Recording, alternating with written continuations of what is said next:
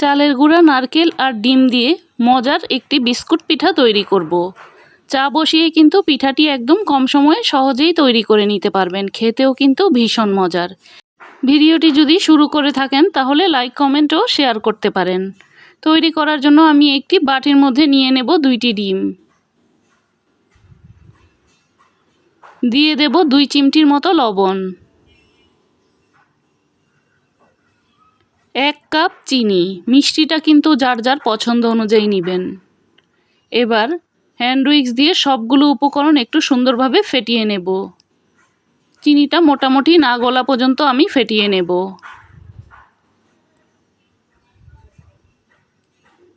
চিনিটা কিন্তু এখন অনেকটাই গলে এসেছে, দেখতে এখন এই রকম হয়েছে। এবার আমি দিয়ে দেব আধা কাপ সুজি, দিয়ে দেব 4 কাপ চালের গুঁড়া।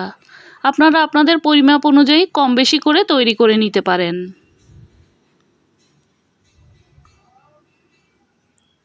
এবার রুটি পরোটার ডোয়ের মতো করে আমি একটা ডো তৈরি করে নেব। চালের গুঁড়াটা কিন্তু আমি একবারে মিশাইনি, অল্প অল্প করে মিশিয়ে নিচ্ছি। আপনারাও আস্তে আস্তে করে মেশাবেন আর দেখবেন কি পরিমাণে লাগে। দিয়ে দেব আধা কাপ কোরানো নারকেল। আমি এখানে 4 টেবিল চামচ গুঁড়া দুধ দিয়েছি, দুধটা কিন্তু স্কিপ হয়ে গিয়েছে। এখন একটা ডো তৈরি করে নিয়েছি আমি, দেখতে এইরকম হয়েছে। আমি এবার 10 মিনিটের জন্য রেস্টে রেখে দিয়েছি। 10 মিনিট পর আমি পিঠাগুলো তৈরি করে নিচ্ছি।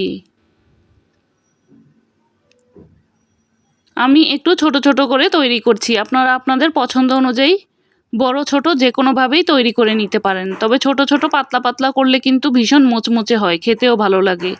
একটি ছুরি দিয়ে আমি এই রকম করে ডিজাইন করে দিচ্ছি।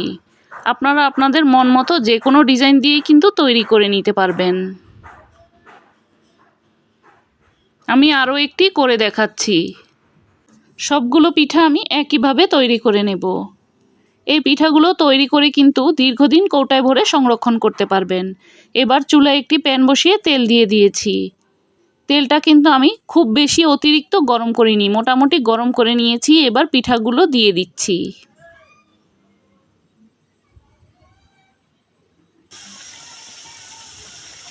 উল্টে পাল্টে পিঠাগুলোকে সুন্দরভাবে ভেজে নিতে হবে। চুলার আঁচটা কিন্তু আমি মাঝারি হিটে করে পিঠাগুলো ভেজে নিচ্ছি।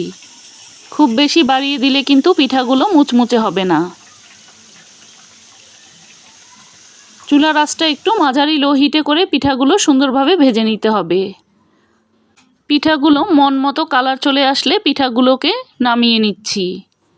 যে যেই রকম খেতে পছন্দ করেন সেই রকম করে ভেজে নিতে পারেন।